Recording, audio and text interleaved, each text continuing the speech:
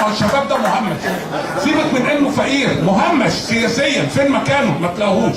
الناس الغلابه ده مهمش صحيه، يروح يتعالج فين؟ لو دخل مستشفى يقول له ماشي، وانت داخل اولا لازم الناس اللي قاعدين دولت يعني تظبطهم وتظبط امورك، والا ما انتش داخل. طب دخلنا، هات لنا الدم والشاش والقط والحقنه ونمره الحانوت نبقى نكلمه عشان وانت خارج. هي دي المشكله. عندك موارد؟ طبعا عندنا موارد تكفي اللي احنا بنقوله ده ونشتغل عليه.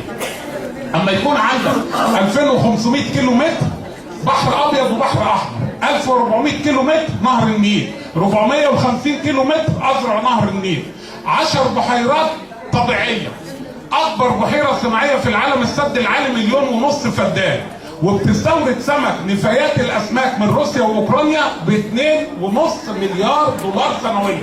يبقى احنا ناس مهمشين في الفكر، ناس فقراء في الفكر بتاعنا.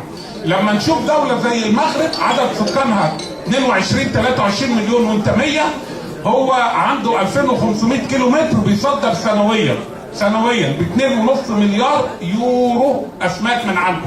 يبقى انت راجل مهمش هنا، يبقى انت راجل فقير في الفكر، ما انتش فقير في ده.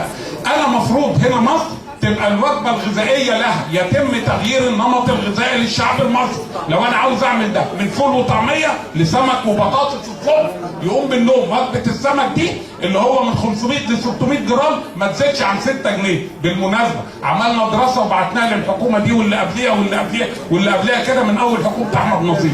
قالوا يا عم ده كلام بقى، انت عاوز تاكل الناس سمك على الصبح، امال احنا يعني زي ما معناه امال احنا نسرق منين؟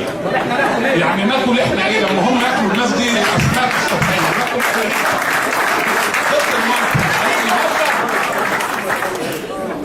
لو عاوزين فلوس، الفلوس تيجي. مصر 100 مليون، نقول فيهم 50 مليون من الناس التعبانه نركنهم على جنب.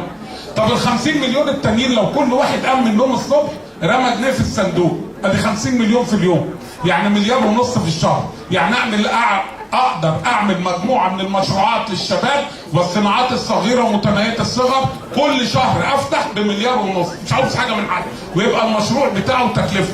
القصه اداره. مصر دولة غنية الإدارة بها ليست ذكية. ده ماشي على كافة الإدارات بقى من أول يوم 4 يناير 82، يوم الاثنين 4 يناير 82 أول وزارة في عهد حسني مبارك برئاسة فؤاد محي الدين لحد النهارده. لا نستثني أحد حتى بالصمت، لا نستثني، لأن في ناس كانت بتيجي وقاعدة ساكتة كده يقول لك إحنا جايين بنشتغل. طب يا عم قول انت بتشتغل ازاي؟ حسني مبارك احنا مش عاوزين مشاكل، مش عاوزين الفلسفه. لا يا عم تفلسف، احنا ما بنقراش. يا عم انت راجل جاهل، اي كلام اقرا واتعلم. العلم هو الحل، العلم ناخد بيه نقوم نطلع الناس من دايره الفقر اللي موجوده. لما يكون عندي 50% تحت خط الفقر وانا موجود سنه 2014 وعندي الموارد اللي موجوده، ده كلام فارغ.